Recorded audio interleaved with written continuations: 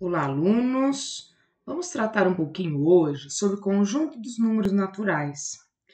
É um conjunto formado por números positivos e ele é representado pela letra N.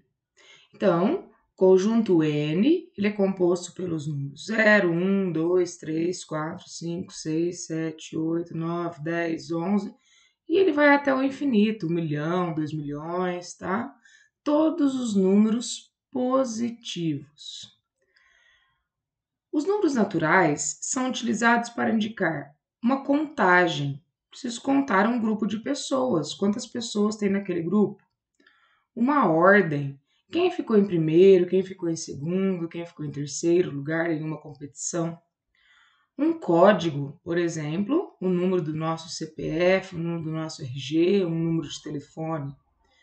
Uma quantidade, né? Quando eu quero contar quantas laranjas, por exemplo, eu tenho em 1 quilo, uma quantidade de coisas. Eu também posso usar para fazer a comparação entre valores. Esses números são encontrados no nosso dia a dia em várias situações. Exemplos de onde encontramos números naturais além de encontrarmos em tudo que fazemos, a gente pode encontrar eles tabelados, em forma de tabela. Vamos entender aí uma tabela. Em cima sempre vem o título desta tabela. Então, neste caso, pessoas de 15 anos ou mais de idade em situação domiciliar no Brasil, ou seja, pessoas que moram no Brasil com 15 anos ou mais. Então, aqui nessa primeira coluna, né, está escrito as grandes regiões. Então, primeiro o Brasil, depois as regiões: Norte, Nordeste, Sudeste, Sul e Centro-Oeste. Na segunda coluna está o total de pessoas. Então, no Brasil, o total de pessoas com mais de 15 anos é 144.823.504 pessoas. No Sudeste, por exemplo, é 62.912.190 pessoas. No Centro-Oeste, 10.616.704 pessoas.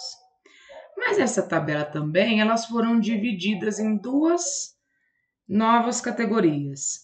As pessoas com 15 anos ou mais que moram na parte urbana e as pessoas que moram na parte rural. Então, se eu somar o urbano com o rural, tem que dar o total. Então, se eu, por exemplo, pedir as pessoas de situação urbana no Sudeste, então vocês têm que vir aqui olhar na coluna situação urbana e tem que vir olhar na linha Sudeste. Então, eu encontrei 58.626.684 pessoas. E se eu escolher uma outra pergunta, pessoas que moram em situação de domicílio rural no Centro-Oeste. Então, eu tenho que vir aqui, ó, situação de domicílio rural, nesta coluna, e procurar a linha Centro-Oeste. É 1.151.000 pessoas, 706. Tá certo? Isso são os dados, valores encontrados em uma tabela. Eu também posso encontrar números organizados em um gráfico. Então, esse gráfico também sempre tem um título. Olha o título: Distribuição da população nas grandes regiões em 2010. Então, como a nossa população estava distribuída no Centro-Oeste, Nordeste, Norte, Sudeste e Sul. Esse é um gráfico que a gente chama, né, nessa forma redonda, de setores. Então, cada setor aqui representa uma região.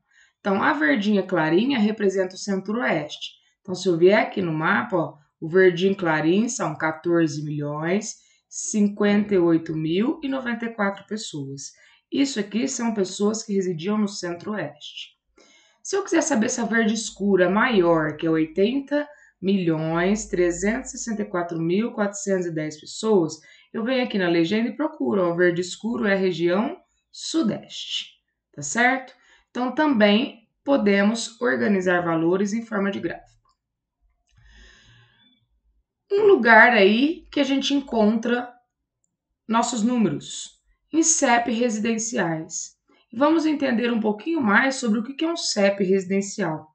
O CEP significa Código de Endereço Postal. Ele é um código utilizado pelos Correios para facilitar a entrega de cartas e mercadorias. Ele é composto por 8 algarismos aqui no nosso país, certo? E aí te diz o seguinte: você sabia que cada algarismo que compõe o CEP indica uma informação? Veja quais são as informações que compõem o CEP. Então, o primeiro número que compõe o CEP, ele significa a região do país em que você mora. O segundo número significa a sub-região.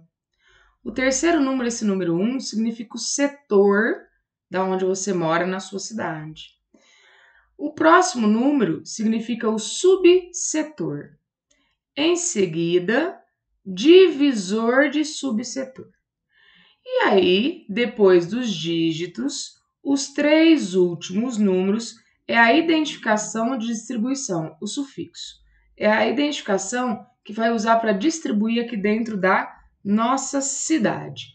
Então, por exemplo, na cidade de Batatais, como nós pudemos acompanhar, existia um único CEP, ou seja, esse setor de distribuição ele era todo zero, igual para todo mundo.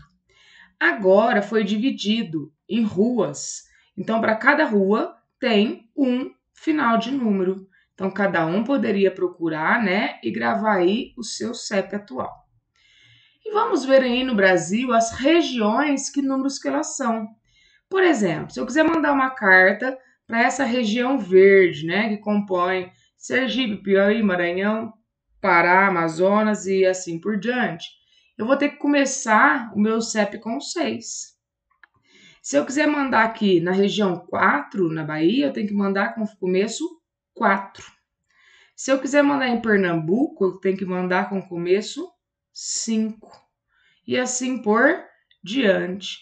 Nós moramos no interior de São Paulo, por isso nosso começa com 1. Nosso CEP é 14.300 e aí o final todo mundo repete. Então começa com 1, porque estamos no interior de São Paulo. Se eu quiser enviar o Rio Grande do Sul, vai começar com 9. Então, aqui no mapa está dizendo aí como começa cada região o seu CEP. Outros códigos que a gente encontra são números de telefones, número de CPF, número do RG, entre outros aí.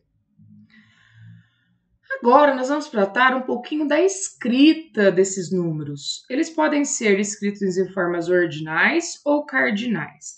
Vamos começar pelas ordinais. Ordinais, o próprio nome diz, ele vai indicar uma ordem. Então, primeiro, segundo, terceiro, quarto, quinto, sexto, sétimo, oitavo, nono e décimo. Aí, daí para frente, vai começar a fazer uma junção, ó. 11º. Se eu quiser 13, eu vou pegar a palavrinha décimo e aí eu vou juntar com a palavrinha o quê? Terceiro. 13º. Se eu quiser 45, então tem que vir aqui, ó. O que é 40? Quadragésimo. Então, quadragésimo, e aí eu tenho que juntar a palavrinha 5, que é o quê? Quinto. Se eu quiser 28, né? 28º, então eu tenho que vir aqui na palavrinha 20, é vigésimo. E aí, ir para o número 8, oitavo. Correto? Se eu quiser 95, 95º. E assim por diante. Então, números ordinais é os que vão lembrar ordem. E agora, os números cardinais, né? Eles representam quantidades. Mesma coisa, só que agora é 1, 2, 3, 4, 5, 6, 7, 8, 9, 10. 11, 12, 13, 14, 15, 16, 17, 18, 19, 20. Agora, só a partir do 20 que a gente vai fazer a junção dos números. Então, 21, 22, 23, ou então 61, 62, 63, 81, 82, 83 e assim por diante. Vamos a alguns exemplos aí. 4, 5, 45. Então, eu vou procurar aqui no 40.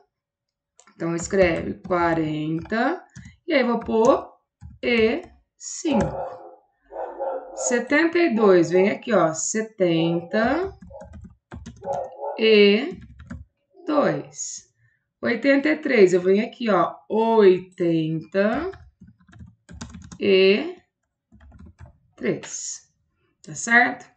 Espero aí que todos tenham entendido um pouquinho sobre o conjunto dos números naturais, o que faz parte destes números, tá certo? E um pouquinho de como a gente escreve eles. Um forte abraço a todos.